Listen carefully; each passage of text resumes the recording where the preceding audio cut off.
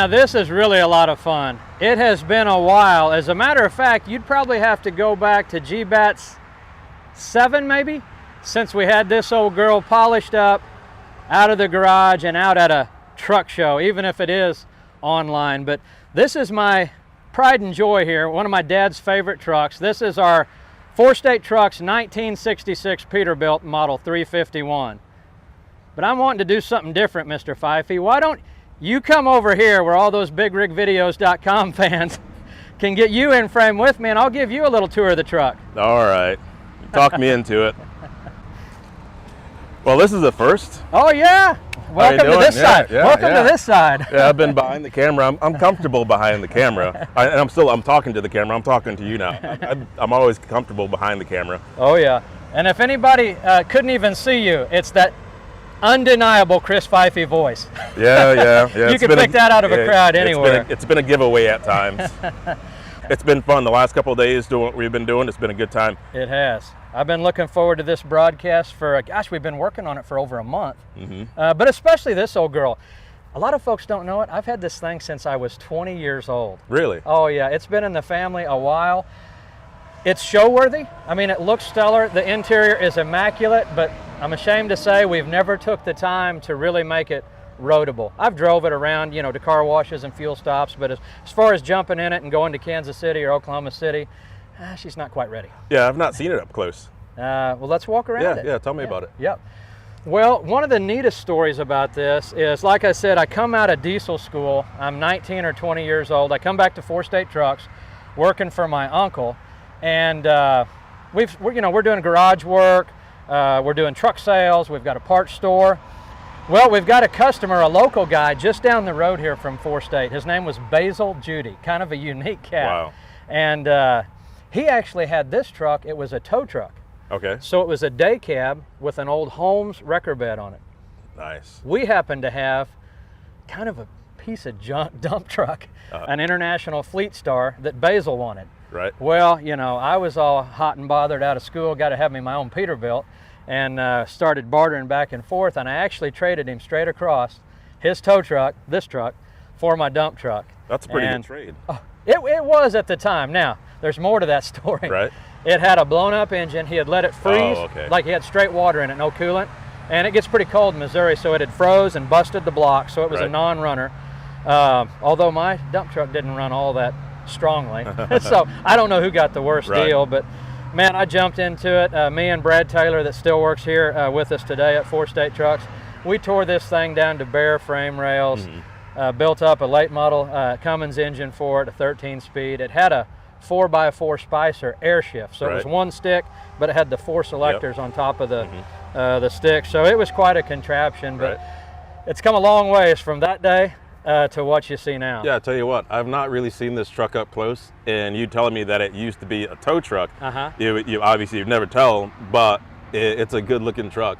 But it's been in good hands for a very long time, so you guys have been able to do something with it. It's lived a sheltered life for the last 26 or 7 years. When we did jump on it to build it, we did it over a 3-year, 4-year time span, and then just started taking it to different shows. Never really committing to quite complete the build. But, you know, it's a 400 Cummins, 13-speed, 370 rear ends. At that time, we gathered up an old Pete Airleaf suspension that we had in our salvage yard. Funny story, I had to stretch the truck. It was real long, but the frame was all spliced up. I mean, it was nasty. So to get all the same size Peterbilt frame rail, I was a little short on patience back then, and I wanted to make this frame stretch. I wanted to do it like this weekend. Like I wasn't waiting. So I mustered up everything we had. She's 248 inches of wheelbase, because that's all I had, which for this era was long. You know, a lot of trucks back then were 220, 230. This one's 248, but you know, nowadays if you're not 300, you're not trying. No, where this sits, that's pretty respectable, and it looks great as well.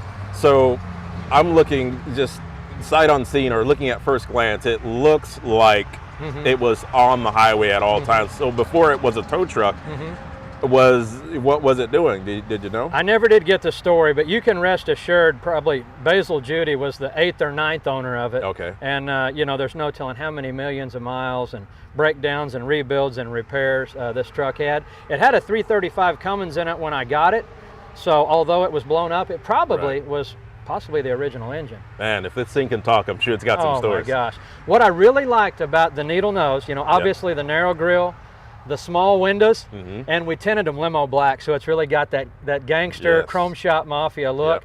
This truck standing dead in front of it coming at you is like an unparalleled look. It's all business. It's gangster Mafia to the nines. I mean, it's really cool. I always like that a lot about it. So what color was it? I'm always a color guy. Colors pop out for me. So what color was this when you got your hands on it? It was that real pretty shade of faded, tattered white. Wow. Kind of like eggshell, pasty, powdery white with scratches, tons of stickers and names on the door of people that had it gone by. What we got here, this is a dark indigo blue. Right. It was a Peterbilt color from maybe the 80s. Right. And I can't remember, I think this is Seminole red, but these are actually DuPont colors. We didn't especially mix them for us. Back when we laid down the paint, Brad Taylor actually painted it back in the 80s. Nice. Like I said, he's still with us here today. So this is paint from the 80s? Yes. Oh yeah, yeah. Now, road miles, this truck probably has 250 road miles on it. Really? It's really not spent many nights outside that I know of, so like I said, it's been sheltered. Yeah. We did have a local guy, he was kind of a pinstriper in training, come out and did a respectable job on some authentic old world type pinstripes. Those are all freehand. Okay. Coming on around here. All right. It's got the needle nose, the skinny grille, but it's got the butterfly hood. Back in this era, this is how you worked on trucks. You really put a blanket over the fender or not, and the mechanic laid up here and changed, you know, fuel filters, turbos, fan belts, whatever you needed. So a lot different than trucks today. Yeah, and everything's like super accessible, so it's pretty much ready to get at and get worked on and get back on the road. Not only the small windshields, the doors were much different. Everything was square cornered. Yeah. Pretty basic elementary latches. You couldn't actually slam them back then. You had to hold the latch and get it to shut. We updated battery boxes and some things like that. Now, was everything this straight on it when you got it? You know, did you have to do some work to the skins or anything, or what? Actually, the cab wasn't bad. Just a little bit of routine body work. These are 359 aluminum fenders that we trimmed down and made fit. And then every panel on the hood had to be rebuilt. We actually, at that time, didn't have a fab shop. So we had a fab shop here in town do it for us. A lot of stuff had to be fabricated as we went, because, you know, you can't get a new fender for a Model 351. Right.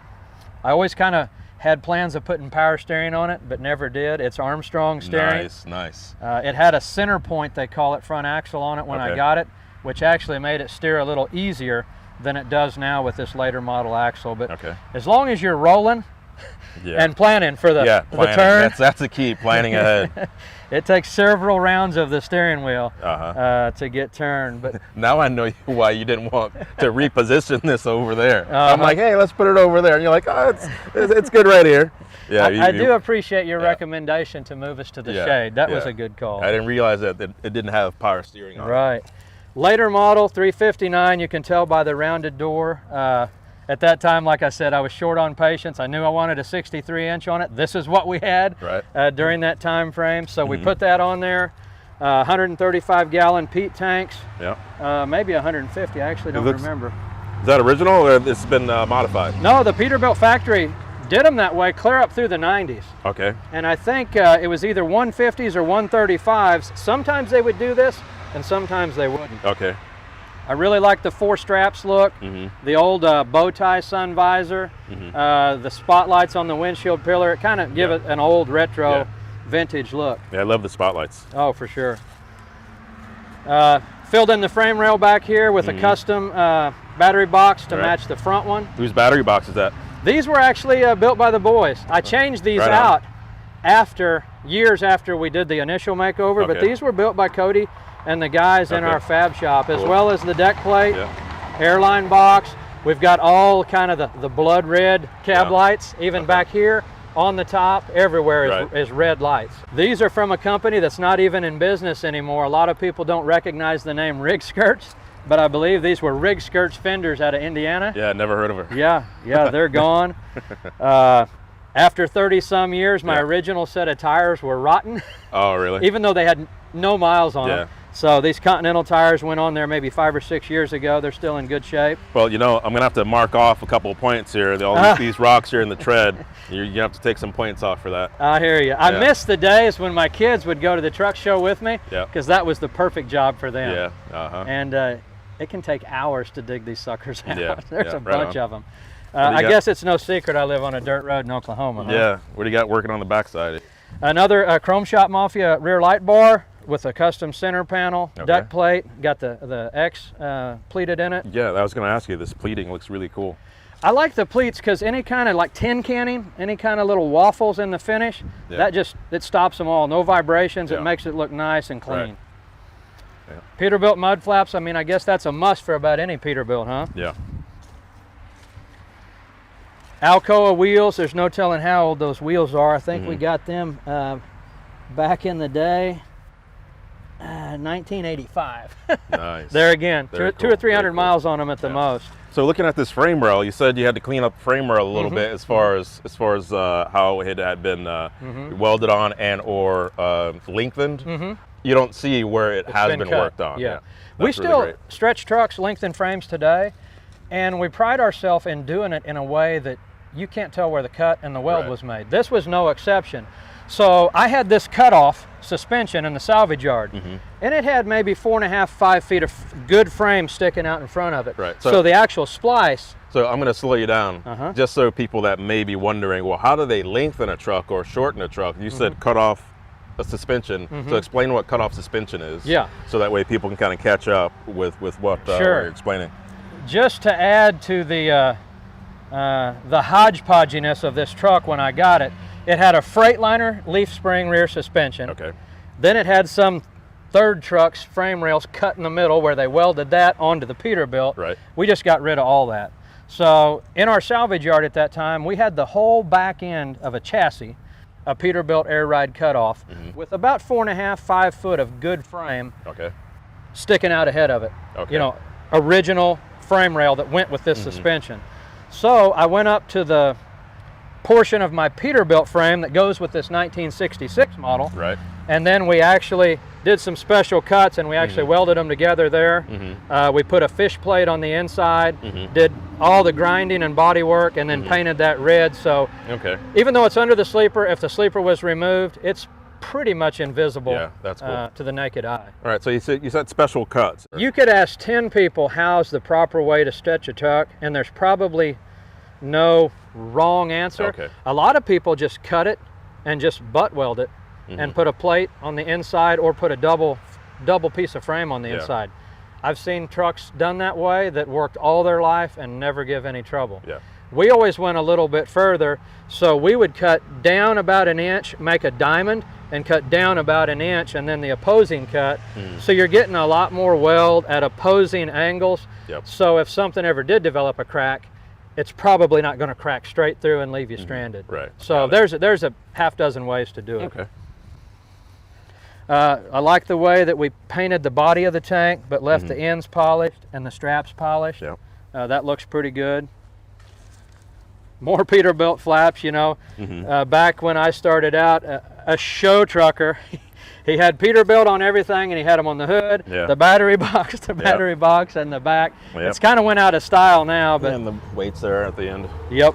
Stainless weights. So what's the deal with the Bulldog there? Bryan Martin thought it was cool at the time. I caught a little flack because everybody for a while said, "What are you trying to be, a Mac?" But it was kind of the scrapyard dog because it was born in the salvage yard, and we just dubbed that the junkyard dog. Right on. All right. We've even got it sewn in the interior, which you'll see in a minute. So that makes sense. How about we take a look at the inside? All right, let's do it. Let's go around the other side. Now, bear in mind, we did this upholstery in the 80s. So a lot of the upholstery guys that are out there today, they weren't even born yet, let alone making upholstery. We did this with a company out of Seattle. We actually sent them cardboard templates, and they made it sight unseen and sent it back. Fit like a glove. It was incredibly impressive. But That's great. Really high quality button tuck interior. We had custom carpet made, embroidered our logo in it, and as you mentioned, there's the junkyard dog. Custom pedals. We put all new gauges in it, although some of them still aren't hooked up. Oh, really? Okay, well. All new IS Pro gauges. Painted everything to match. Brought the pinstripes inside. A friend of mine in Louisiana also made all the wood trim for the doors, the shifter, the air conditioner, the glove box, and even the top of the dash.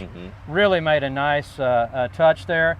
And, you know, all new upholstery, mattress, everything as well in the sleeper. Well, I love them seats there. You probably know a couple people that get that custom embroidery there on the seat, the Chrome Shop Mafia there, logo there, and the CSM there at the top of the seat. Whose seats are those? Those are Bossman low base seats. Okay. And I believe they were the predecessor to what is now the Pro Ride. Okay. The Pro Ride didn't exist at this time, but this was what led up to that.